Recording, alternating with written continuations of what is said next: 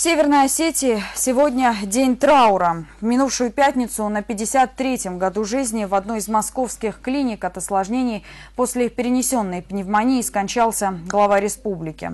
Тамерлан Агузаров будет похоронен сегодня с воинскими почестями на Аллее Славы.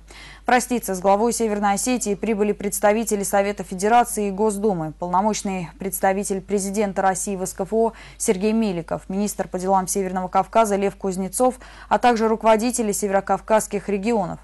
В эти минуты в Свято-Георгиевском кафедральном соборе завершается чин отпевания. Наш корреспондент Казбек Бутаев готов выйти на связь со студией. С самого утра в кафедральный собор Святого Георгия начали приходить люди, чтобы проститься с главой Северной Осетии Тамерланом Агузаровым. Родственники, друзья, коллеги, просто жители республики приняли участие в заупокойной службе. Панихиду провел временно исполняющий обязанности управляющего Владикавказской епархией архиепископ Пятигорский и Черкесский Феофилакт. Пред Богом предстанет еще один молитвенник за нашу землю. Человек, который жил на этой земле и трудился для ее процветания, теперь свой труд продолжит на небе, молясь о своей родине, о своем осетинском народе. Сегодня трудно найти какие-либо слова, которыми можно было бы утешить,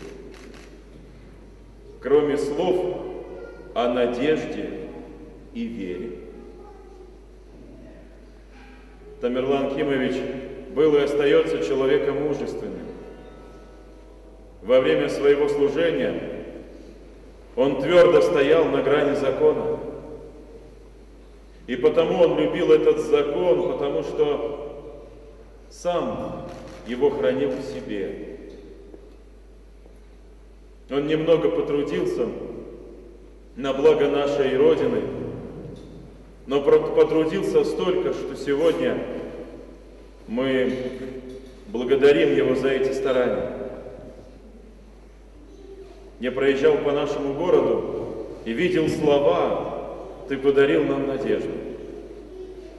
И эти слова относятся к нашему внутреннему переживанию. Из собора Святого Георгия гроб с телом Тамерлана Агузарова отвезли в Осетинский театр, где пройдет церемония прощания. Казбек Бутаев, Аслан Тибиев, Вести Алания.